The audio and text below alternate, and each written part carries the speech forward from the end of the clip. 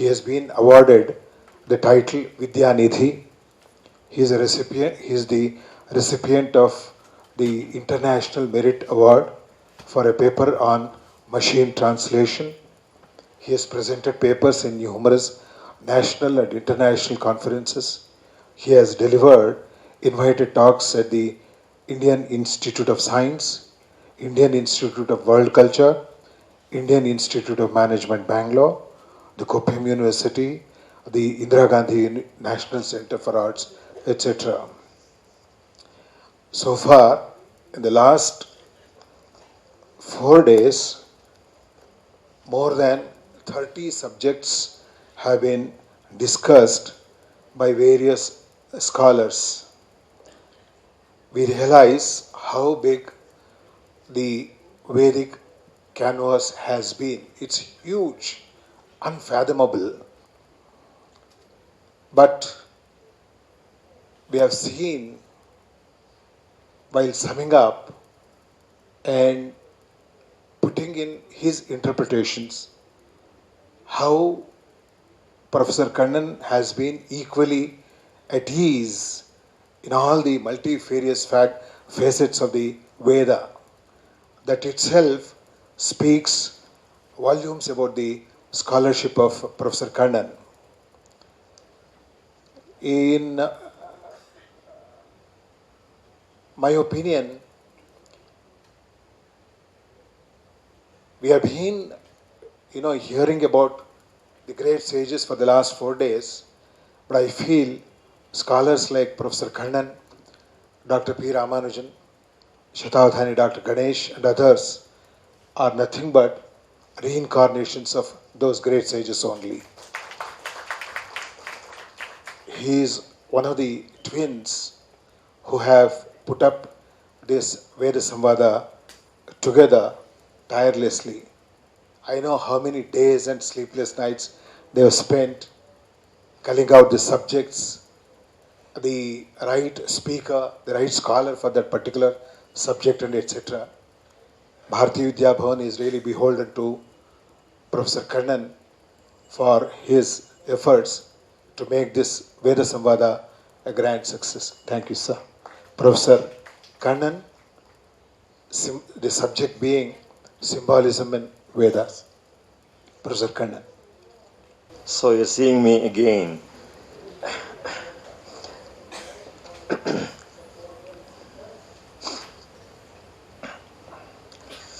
करकमलनिदर्शितात्ममुद्रः परिकलितोन्नतबर्हिबर्हचूडः इतरकरगृहीतवेत्रतोत्रः मम हृदि सन्निधिमातनोतु शौरिः.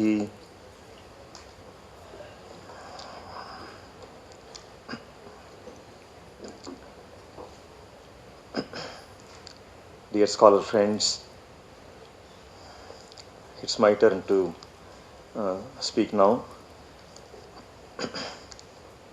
I have tried to give the summaries of various talks earlier, and perhaps I have exhausted all the ideas I have, and there may be nothing more new for you to hear now.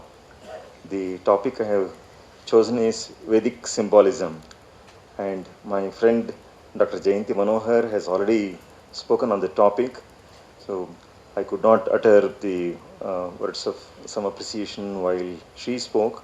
It was already getting a little late, and there was a long question-answer session, and so we passed on. Jayanti Manohar also has dwelt on this topic, and therefore I will try to avoid what all she has said and try to tell other things that I can think of. My talk will be more as a sort of an introduction to study of symbolism. There are many things in our life which are intangible. So the word intangible is from the Latin tangere, to touch. So things that we cannot touch are the ones which are intangible. And in all such cases, we need some sort of concretization for the intangible things. For example, you have a very dear friend and you want to convey your feeling for him, the deep feeling of friendship. We express through words and we give some gifts. What are words? Words are only sounds. And there is no way we can say that these sounds should mean this idea. So it's only as a sort of a convention in each language that we have some sounds stand for some idea. This itself is arbitrary. This mapping of sense to sound is arbitrary. There is no way you can say that this is the only way or this is the only right way in which this idea can be conveyed through this sound. Once again, we sometimes write letters. Now, this transition from sound to script is also another symbolism. This is also an arbitrary thing. So then, idea to sound is a sort of a symbolism, and sound to script is also another sort of symbolism. And it's not merely with these things. So when we give some gift to a friend, that symbolizes our friendship. There is a saying in Sanskrit, in the Panchatantra, we have this famous verse. What are the true marks of love and affection? Dadati pratigrihnati guhya makhyati prichhati bhunkte bhojayate chaiva shadvidham priti lakshanam. The mark of love is that we give and we receive. We share secrets. So, and then we eat in their house and invite us to eat with us and so on. So all these are certain external marks for the kind of feeling that is within. And we can also know how our feelings are affected when, for example, a gift that is given to you by your friend is broken. So you get worried as to what he may feel. So this way, there is no aspect of life where we are without symbols. As I said, if you are speaking and communicating, that is also all thoroughly symbolic. No aspect of life which is untouched by symbolism. It's not merely in common communication. If you go deep into science, as I was telling yesterday, the progress of science is erected on the foundation of building a system of symbols and certain licit ways of symbol manipulations. So the whole of mathematics is the language suited, especially designed for science. And in higher levels of science, you come across a good deal of symbol manipulation, which all manipulations may not have any correspondence to reality. So this way, symbol manipulation plays a very high role in the progress of science.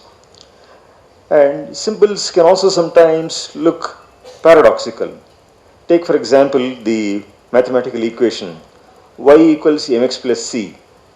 It is said to represent a straight line. In analytical geometry, we will all have studied in our high schools. Now, in print, it may look a little different. When you write, the letter y looks crooked. M definitely crooked. X is crooked. C is crooked. A combination of these can represent a straight line. So this is the thing that can puzzle us. But it is a way, once we know the notations and the kind of manipulations that are allowed there, we know that this stands for a straight line. Of course, this requires some explanation. It's only those who are familiar with this branch can know this. Metaphors are often symbols. They supply us numerous symbols. Take, for example, the most famous simple sentence, Agnir Manavakaha. We say, hey, this boy is a spark. What does it mean? Does the boy have the features of the spark? No, we do not take the denotation there. We go to the connotations of the word. Incidentally, this clear-cut demarcation of denotation and connotation and so on was all derived from Indian linguistics. So, anyhow, so he is a lion in the battlefield, so to be understood similarly. I have one very valuable statement of Ananda Kumara Swami on the role of symbolism. I just read out, it's a slightly long passage, but please bear with it. It is inherently impossible to communicate the highest, the anagogic, what he calls paramarthika, truth, the highest truth, otherwise than parabolically by means of symbols, which may be verbal, visual, mythical, ritual, dramatic, etc. So he says, it is impossible to communicate the highest truth except through symbols. And equally, second point is, and equally undesirable, so it's not only impossible, he also says it's undesirable to attempt to communicate the highest truth to anyone or everyone, because the unqualified auditor must inevitably, if he thinks he understands, misunderstand. So the unqualified person who listens to that will definitely misunderstand. Now I can give you one simple example. Takes for example the expression in algebra, a plus b whole square is equal to a square plus 2ab plus b square. Now to an LKG or UKG going child, the child is familiar with all these symbols that are used there. It knows a, b, c, it knows 1, 2, it knows plus, so all these things it knows. So, but do you think the child will understand? Very possibly the child may say, yes, I am able to read, therefore I can understand. Now, this is the fallacy that happens when you are trying to decode great texts, so esoteric texts. So we think we understand, but we really might not have understood. And he gives the warning given by Upanishad, it is not understood by those who understand it, but only by those who do not understand it. The one that was cited by Dr. Shankar, Yasyamatam Tasyamatam, so Yasyamatam Naveda Saha, and so on. So when we think very confident that we have understood it, very likely we have not understood it at all. The point of view is unwelcome to, now this kind of approach is unwelcome to the modern age, Kumaraswamy points out. This point of view is unwelcome to a democratic age of pathetic belief in the efficacy of indiscriminate education. So we want everything for everyone. This was not the case in our country, in the Gurukula system. Yet even in such an age, he points out the paradox of our own age, yet even in such an age, it is sufficiently evident to what an extent publicity involves a distortion of all but the most elementary theory. The theory of relativity, for example, being really forbidden, within inverted commas, to all those who cannot think in the technical terms of higher mathematics. So howsoever you want to make the theory of relativity available for all, it is certainly inaccessible to the common man. And you also see, for example, Stephen Hawking making the remark in his book, saying that his publisher had warned him that with every addition of a mathematical equation, the sales of the book will reduce by half. So therefore, that becomes immediately opaque to the common man. So no mathematical equations allowed. So that way, see, the common man is shielded from great knowledge. In Sanskrit, we have two maxims called Chitraturga Nyaya and Sthularundhati Nyaya. In order to illustrate the same, once I gave this example in the class. I wrote the word fire, F-I-R-E, on the board, and then asked the student what it is. So they said fire. Then I went to the board and touched and said, students all laughed. I asked, why are you laughing? Is it not fire? Doesn't fire burn? So here, though we are representing, it's only a verbal representation and it does not stand for the thing. So the Shabda and Artha are to be differentiated. There is also this Chitraturga Nyaya. So this is used in Alankara Shastra. So where the picture of a horse is drawn. If you ask whether it is a horse, it is not. If you ask whether it is not a horse, it is. So it is of course a horse. Of course it is not a horse. So this way we find the ambivalences. So these are inevitable. In all symbolic representations, this happens. We also have this example of Sthula Arundhati Nyaya, the maxim of showing the Arundhati Nakshatra, or even say pointing towards the moon. Suppose you point towards the moon to somebody. Somebody asks, where is the moon? You point towards the moon and say, look at the tip of my finger. There you see the moon. If somebody comes and looks at the tip of the finger, there is no moon here. Okay? Look on that branch of the tree. You look only at the branch and there is no moon on the branch. Okay? Now how can you touch the moon and show? Yes. So here is a crossing of levels where you have to understand things.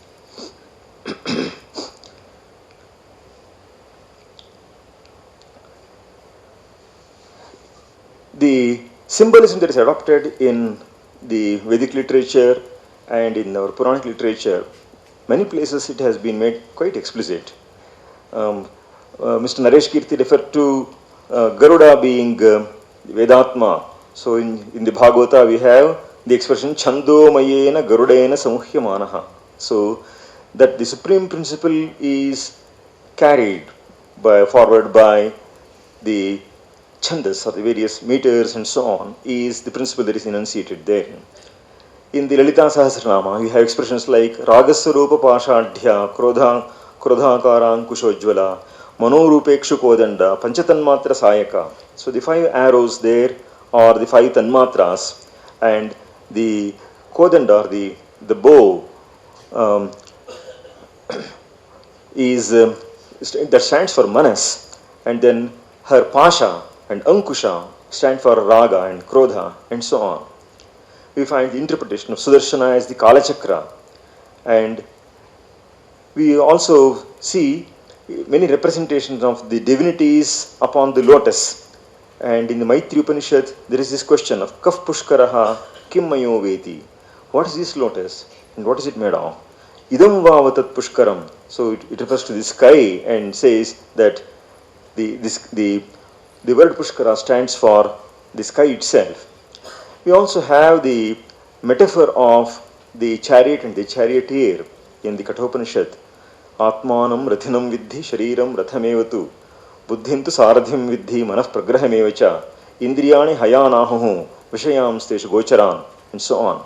So this body is the chariot, and the 5 sense organs are the 5 horses, and the reins that are used to control the horses is the manas, the mind, and the person who drives the chariot, the driver of the chariot is buddhi or the intellect, and the Atman, the self, is the charioteer himself. Thus, instead of simply saying control the mind, once this metaphor and this imagery is presented, it's more easy to understand the concepts. In Yoga Shastra, we have many such concepts explained in a symbolic language, to which all I will not go into. I should not myself exceed my speed limit. I will take up one symbol, especially of the tree, as detailed in the Vedas and the Upanishads. Now, the Brihadaranyaka Upanishad says that Brahman has 2 forms, Murta and Amurta. Sometimes these are also detailed as Sakala, Sakala Nishkala, and Nishkala. So Sakala is that which has very many details, form and so on. Sakala Nishkala, which has a sense of form but no form really speaking. And the Nishkala is what transcends forms. So the geometrical forms such as the Sri Yantra and so on, they are said to represent the Sakala Nishkala aspect of the divinity. As I told you, I will take up only one aspect of Vedic symbolism, namely the symbolism of the tree. The symbolism of the tree is very commonly present with us, so much so that we fail to notice. Now take for example the various shakhas of the Vedas. The very word shakha, branch, so shakha stands for branch, and therefore the Veda itself is to be considered as a tree, and the various branches of Veda are the various shakhas. Similarly, we have, the grammatical text today morning we were referring to the Pratishakyas. How is the word Pratishakya derived? It is from Pratishakha. So, Shakham, Pratishakham. And therefore, the various branches of the Vedas, so the metaphor of the Veda being a tree is inherent there. In the Ramayana as well as in the Mahabharata too, we have the kandas or the parvans were also, so the metaphor of the tree is present. Similarly, in poetic literature also, we find the same metaphors continued. In the play Abhigyana Shakuntala of Kalidasa, there is a reference to the, the sprouts of the tree standing for the fingers and the branch looking like the arm of the tree. So, Vaterita Pallavanguli Bhihi, so Tarayati Alingamam Shakha Baha Bhihi. The branches are the shoulders of the tree and the sprouts are the fingers of the tree. So Shakuntala says, this tree seems to be summoning me, so asking me to go and embrace the tree. So much is Sanskrit suffused with metaphor, the Sanskrit vocabulary itself is so suffused with metaphor that the hand is called in Sanskrit Panchashakha. So it has 5 branches, you see, and therefore the hand is called Panchashakha. And this has the sanction of the Vedic literature itself, where we say Hastabhyam Dasha Shakhabhyam. Now, I refer to the symbolism of the tree, but the Supreme Lord, though he is represented as a tree, is said to have no form at all. We say in our daily act of worship, Nate Rupam Nachaka Nayudhani Tathaspadam Nachaspadam Tathapi Purushakaro Bhaktanam Tvam Prakashase. Neither do you have form nor shape, nor the weapons. So I gave you the interpretation of the various weapons of Lalita Parameshwari as see the Raga and Krodha, Manas and so on. Similarly, if you look into Vishnu Purana or the commentary of Shankara on the Vishnu Sahasranama, some of the last verses, you can see the various weapons in the hands of Lord Vishnu interpreted symbolically, standing for the various tattvas detailed in the Sankhya system of philosophy. And in the physique of Vishnu himself, you can see that Sudarshana is placed on the right side and Shankha on the left side. The right side of Vishnu, see the Ardhanarishwara principle is evident in the form of Vishnu also. So the right side of Vishnu is all masculine and has an upward flow, and the left side has a downward flow. The Shankha is related to up tattva, so the waters, the watery principle, and Sudarshana connected with the fire, so the principle of fire. And the chakra is interpreted either as Kala Chakra or sometimes as Agni Shomatmaka, as Ahir Buddhi Samhita details that. And sometimes even the form of Hamsa that is given to the Lord also shows the 2 pakshas as Agni Shomatmaka. The morning lecture showed the primary role of Agni and Soma see, in the universe, in the entirety of the universe. And the same thing is represented here also. We find a number of references to the metaphor of the symbolism of the tree. In the Mahabharata, in the Ashramedhika Parva, we have a picture of a wonderful tree, but it is a symbolic tree. Avyakta yoni prabhuvo buddhis kandhamayo mahan mahahankara vitapaha indriyankura kotaraha mahabhuta vishalascha vishesha iti shakhinaha sadapatraha sadapushpaha shubhashubha bhalodayaha ajivyasra bhutanam brahmavrikshaha sanatanaha, referred to as brahmavriksha. Yenam chitva cha bhitva cha tattvajnanasina bhadaha hitva sangamayan pashan mrityajanma jarodayan nirmamo nirahankaro muchyate natra samshayaha. So here is a peculiar tree which has its origin in Avyakta. So the Avyakta is not merely what is not visible. It's a technical term standing for what is called Avyakta in the Sankhya philosophy. And Buddhis Kandhamayo Mahan.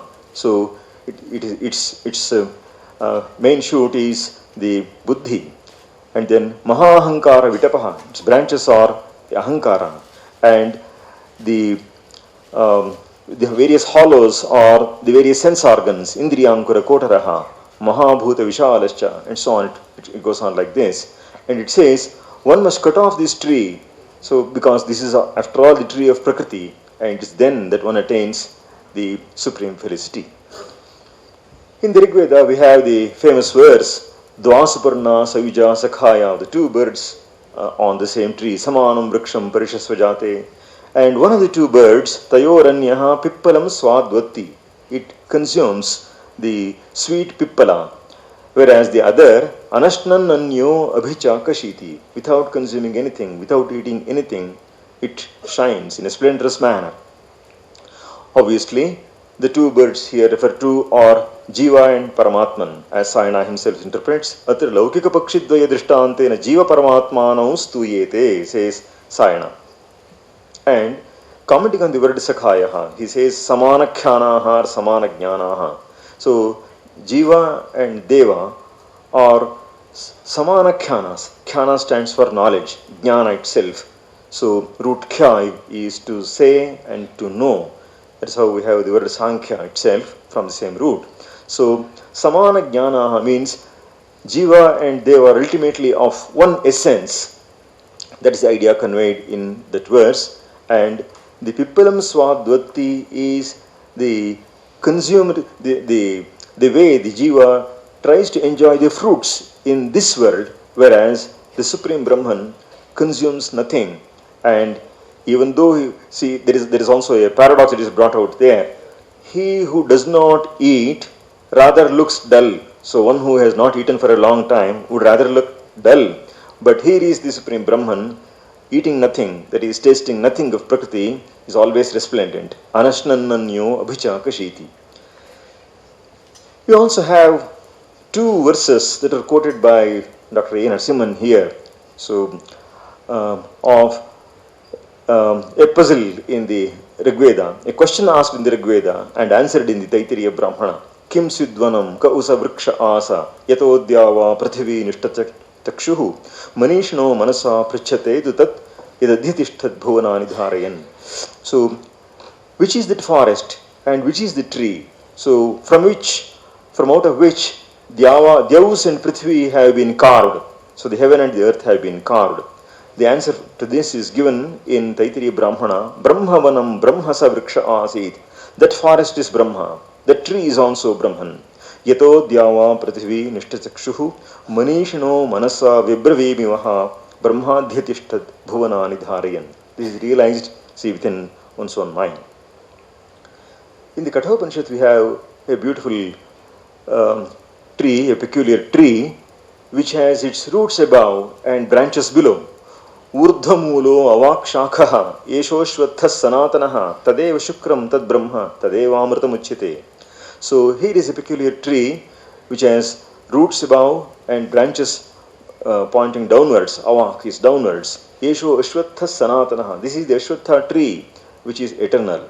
Tadeva shukram tad brahma tadeva amritam uchyate. Tasmin lokashrita sarve. In which it is in this tree that all the worlds reside. Tadunatyeti kaschana, and nothing can surpass the tree, etadvai tat, says.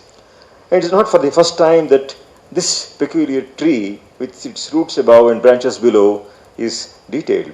Even in the more ancient text, Taittiriya Aranyaka, we have Urdhamulam Avakshakam Vriksham Yo Veda Samprati. So, this tree again has its roots above and branches below. Of course, the famous verse of the Bhagavad Gita says, the first verse in the 15th chapter, Urdhamula madhashakam ashwatham prahuraviyam chandamsi yastyaparnani yastam vedasa vedavit. So he who knows this tree is the one who can be said to know the Vedas themselves. This theme of the tree with the roots above occurs in various places. I have already cited several sources. In Maitrayani Upanishad also we have Urdhamulam Tripad Brahma, and Shakhaha it takes in a slightly different way. The branches are Akasha Vayu Agni Udaka Bhumyadeyaha Eko Ashwathanama. So this is the Ashwatha tree and its branches are, of course, the five bhutas, Akasha, Vayu, Agni, Udaka and Bhumi. Now, there are various interpretations of this tree, and the most famous ones are to say that the Lord above is the root of the tree, and the world that we see here is one that is born out of that, and this world is the tree, and it has its roots above in the very heavens.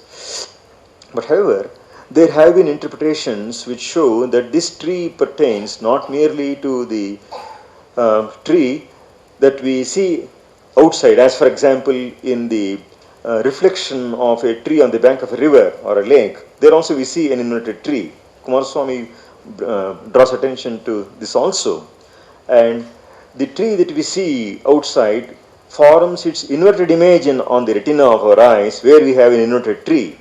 But this apart, the view that this tree is applicable to the human body itself is found in various texts. For example, Vedanta Deshika considers this view. He says in his Tatpari Chandrika and Ramanuja Bhashya and Gita on 15.1 Bhagavad Gita, he says, Kechit Purushanam Ekaikasmin Sharire Shirasaha Urdhatvat Panyadinancha Adhomukhatvat Urdhamulatvad Kalpanam Ahu. So he says that in every body, the Shiras is the Urdhva level, the higher level, and hands, etc. They are all pointing downwards, and therefore Panyadinancha Adhomukhatvat Urdhamulatvad Kalpanam Ahu. So he clearly mentions that there is this view. So he gives it as a Kechit Paksha, obviously not fully concurring with that. So, and anyhow, he is very well aware of this being applicable to the human body itself. Similarly, in the commentary called Lakshmi Dhara on Saundarya Lahari, so by the commentator Lakshmi Dhara, so he also makes a mention on the verse number 40. He says, Deha Rupa Vrikshasya Shira eva moolam karacharana dyavayavaha shakhaha. So for this tree in the form of this body, our body, human body, Shiraha eva moolam, the head is the source, the origin, the root. Karacharana dyavayavaha shakhaha, the hands and the feet are all the branches. So I already referred to the poetic usage of that. So namely the hands being the branches of the tree being called the arms or the hands of the tree, and so on. Now this analogy of the head being the root and the hands and the feet being branches and so on extends to texts as diverse as Tantras, Yoga and Ayurveda. I will take an example from, Ayurveda. On Charaka Samhita 256, Chakrapani says, Anamaye yathamule vrikshas samyak pravartate, anamaye shirasyevam dehas samyak pravartate. So, if the root of the tree is well taken care of, that is a saying in English, take care of the roots and the fruits take care of themselves. So, you don't have to artificially attach fruits to the tree. So, if you have taken care of the roots, the fruits take care of themselves. So, this is what exactly Chakrapani says, Anamaye yathamule, if the moola or the root is free from all illnesses and ailments, then the whole tree is free from ailments. Even so, if the head is free from ailments, then the body itself is free from all ailments. Now, Shiras is sometimes called Uttamanga in Sanskrit, and though every limb has its own importance, the Shiras is called Uttamanga. Of course, it stands to sense. So, as we do, for example, wear the helmet for the head and not for the entire body, that we use the kavacha or a protecting shield. So he says, Shirasi indriyani indriya prana mahani cha srotamsi suryamiva gabhastayaha samshritani prana pranabhrutam yatra shrita sarvendriyani cha yaduttamanga manganam shirastadabhidiyate. So this is its origin in the Aitareya Shruti, wherein it's very clearly pointed out. In fact, the very word Shiras is derived technically from root Shri, so to resort to. So all the limbs of the body find their source in the tree, in the head. Now this can be this idea, this ancient idea occurring as long ago as the Aranyakas, as I quoted the Aitareya Shruti, has been recently discovered in science under the concept of homunculus, where we see that every part of the body has its representation in the brain. And so this is only a recent discovery in science, so it's not even a century old. But we find this idea that each and every organ of the body has its representation in the brain. So this is given not only in Ayurvedic texts, but in the Vedic texts themselves. So where this analogy of the human body looking like an inverted tree is taken to its logical conclusion. So in Ashtanga Hridaya, for example, there is this statement, Urdhamulam adhashakam rishayaha purusham viduhu. So it is the Purusha, the human being, who is called Urdhvamula and Adhashakha. In Gayatri Tantra, there is a very clear statement which says Urdhvamulam Adhashakham Idamaho Kalevaram. So this Kalevara, or the body, is what is called Urdhvamula and Adhashakha. So, and this analogy is extended even to the arts. So where, for example, in the text called Aparajita Pricha, so there is this delineation, Urdhvamula Madhashakam Vriksham Chitramayam Tatha. So the whole world is depicted there as an inverted tree. In the Tantric texts, we have the same idea discussed very well. Dhyaye, this is from Ishana Shiva Gurudeva Paddhati, Shaiva text, which says, Dhyaye Adhashakam Athordhamulam Samsara Vrikshatmakam Atma Deham. You must consider your own body as a tree that is inverted. Thus we find this single idea of the tree being inverted, so is studied in its various aspects in various texts, so extending to various branches of knowledge. So we know that the highest truths are to be expressed in and through symbols, and it is not possible to express otherwise. Many of the ideas can look either difficult to understand or may not be communicated in full. I have only touched upon some aspects of symbolism in the Vedas, so I have taken up only one theme, but you can find hundreds of such themes in the Vedas where numerous metaphors, if there is one language in the world which has embodied metaphors right from the beginning, it is the Sanskrit language, and it is the Vedic literature that abounds in similes and metaphors, and this was cultivated so much that the Sanskrit language, the very vocabulary of the language, is suffused with such symbols and metaphors. I hope I have done some justice to the subject of symbolism and the tree as a very significant symbol which has had its repercussions and implications through centuries, so through millennia I should say, and has proved a very valuable one. Thank you very much. You actually mentioned about Ashwatha Vriksha also, no sir? But I'm very unqualified to ask, anything in front of you, but why is this verse there? Mulato Brahma Rupaya, Madhyato Vishnu Rupini, Agrataha Shiva Rupaya, Vriksha Rajayate Namaha. Mulata is, bottom is Brahma. Brahma is root, no? So that is inversion of inverted image that you actually presented, right sir? Please explain the...